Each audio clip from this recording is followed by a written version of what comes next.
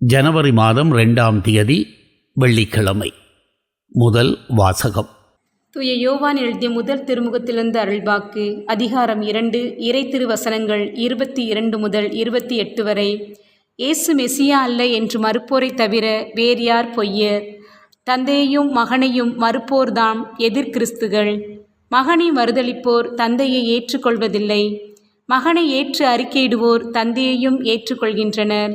தொடக்கத்திலிருந்து நீங்கள் கேட்டறிந்தது உங்களுள் நிலைத்திருக்கட்டும். தொடக்கத்திலிருந்து நீங்கள் கேட்டறிந்தது உங்களுள் நிலைத்திருந்தால் நீங்கள் மகனுடனும் தந்தையுடனும் இணைந்திருப்பீர்கள். அவரே நமக்கு வாக்குறுதி அளித்துள்ளார். அவ்வாக்குறுதி நிலைவாழ்வு பற்றியதாகும். உங்களை ஏமாற்றியவர்களை மனதில் கொண்டு இவற்றை உங்களுக்கு எழுதியுள்ளேன். நீங்கள் அவரிடமிருந்து பெற்றுக்கொண்ட அருள்பொழிவு உங்களுள் நிலைத்திருக்கின்றது. அதனால் உங்களுக்கு எவரும் கற்பிக்க வேண்டிய தேவையில்லை. மாறாக நீங்கள் அவரிடமிருந்து பெற்றுக்கொண்ட அருள்பொழிவால் அனைத்தையும் கற்றுக்கொள்கிறீர்கள். அவ்வருள்பொழிவு உண்மையானது, பொய்யானது அல்ல. நீங்கள் கற்றுக்கொண்டதற்கேற்ப அவரோடு இணைந்து வாழுங்கள். ஆகவே பிள்ளைகளே, அவர் தோன்றும் போது நாம் உறுதியான நம்பிக்கை கொண்டிருக்கவும் அவருடைய வருகையின் போது வெட்கி விலகாதிருக்கவும் அவரோடு இணைந்து வாழுங்கள். ஆண்டவரின் அருள்வாக்கு. இறைவா, உமக்கு நன்றி. நற்செய்தி வாசகம். நீங்கள் அறியாத ஒருவர் உங்களுடையே நிற்கின்றார். யோவான் எழுதிய தூய நற்செய்தியிலிருந்து வாசகம். அதிகாரம் 1, வசனங்கள் 19 - 28 வரை.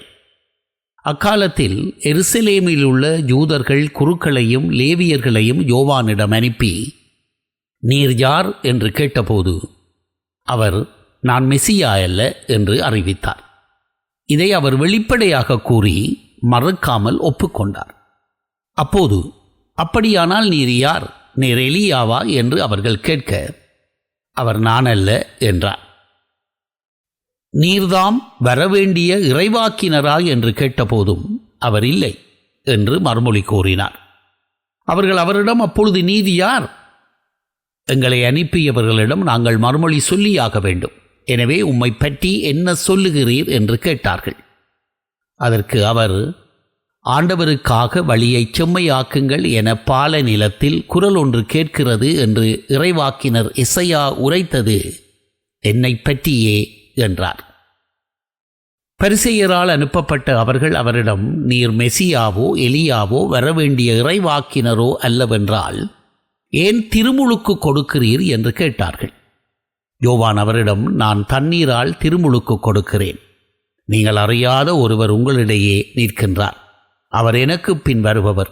அவருடைய மிதியடிவாரை அவிழ்க்கக்கூட எனக்கு தகுதி இல்லை என்றார். இவை யாவும் யோர்தான் ஆற்றுக்கு அக்கரையில் உள்ள பெத்தானியாவில் நிகழ்ந்தன. அங்குதான் யோவான் திருமுழுக்கு கொடுத்து கொண்டிருந்தார். ஆண்டவரின் அருள்வாக்கு. கிறிஸ்துவே, உமக்கு புகழ். அன்புக்குரியவர்களே, 2000 ஆண்டுகளுக்கு முன்பு யூத மக்கள் மெசியாவுக்காக ஆவலோடு காத்து கொண்டிருந்த பின்னணியில் நடந்ததாக சொல்லப்படக்கூடிய நிகழ்வு இது.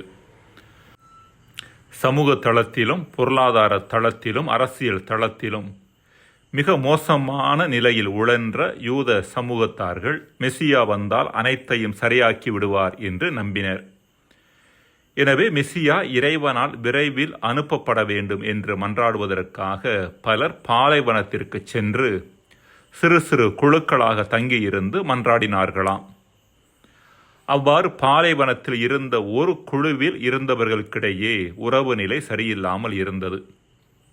மெசியாவின் வருகை துரிதமாக நிகழ வேண்டும் என்று மன்றாட வந்தவர்கள் தங்களுக்கிடையே சண்டையிட்டு கொண்டிருந்தனர்.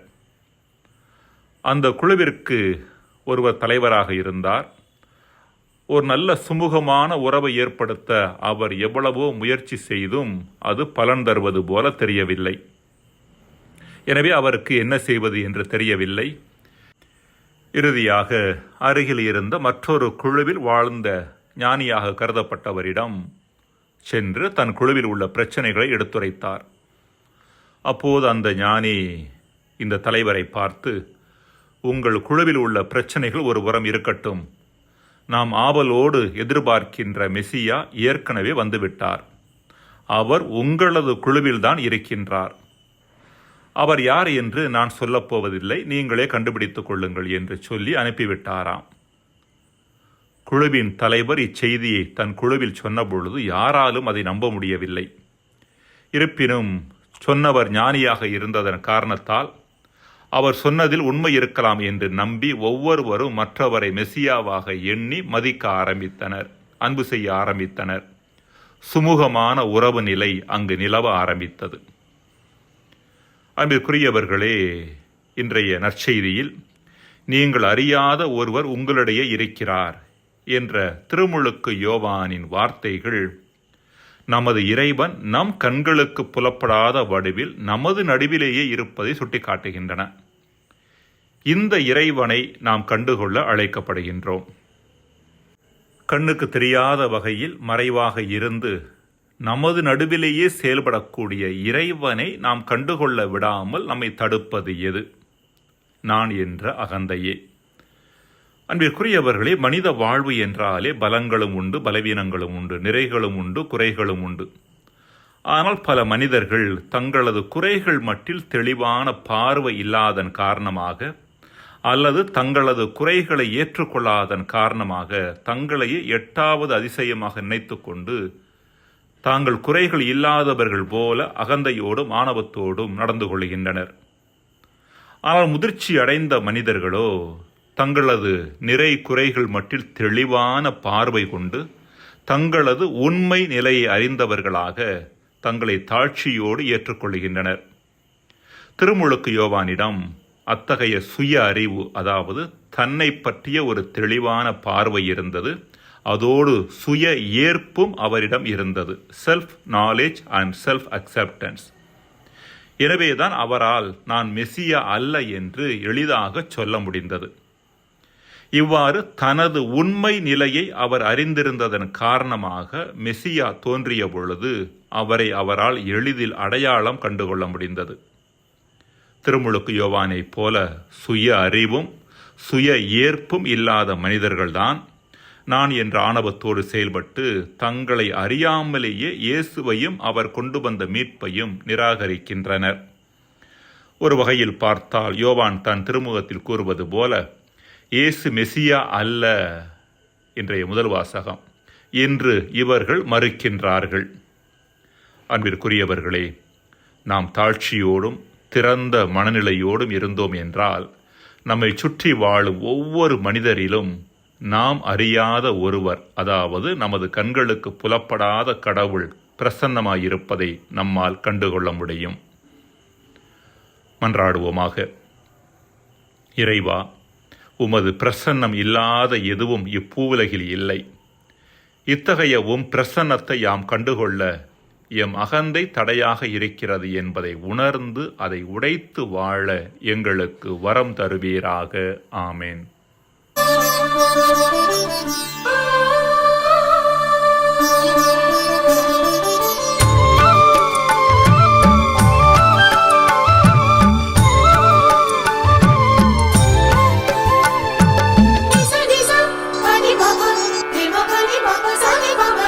இந்நாளில் நமக்காக நம் மீட்பர் பிறந்துள்ளார், அவரே ஆண்டவராம் மெசியா. புத்தம் புது பாடலில் வாழ்த்தி போற்றி உலகெங்கும் வாழ்வோரே பாடிடுங்கள். இந்நாளில் நமக்காக நம் மீட்பர் பிறந்துள்ளார், அவரே ஆண்டவராம் மெசியா. புத்தம் புது பாடலில் வாழ்த்தி போற்றி உலகெங்கும் வாழ்வோரே பாடிடுங்கள்.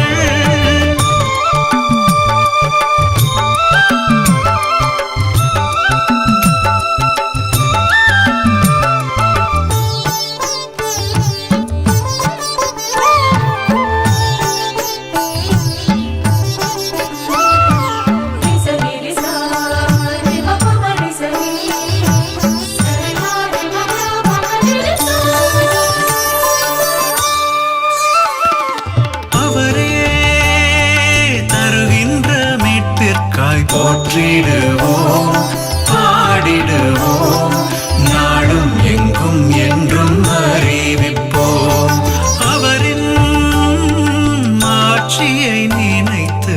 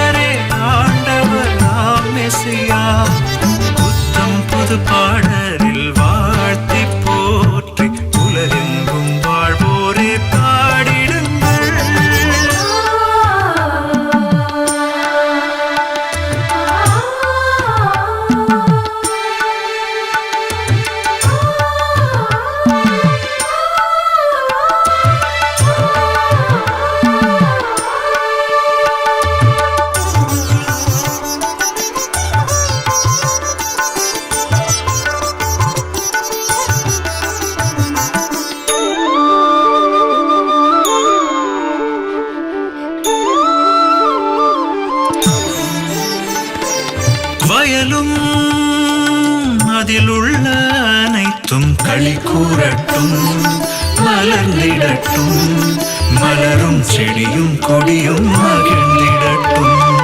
காடும் அதில் உள்ள மரங்கள் வசமாகட்டும், அகமகிழட்டும், அவரின் திருமுன் களிப்புடன் பாடட்டுமே.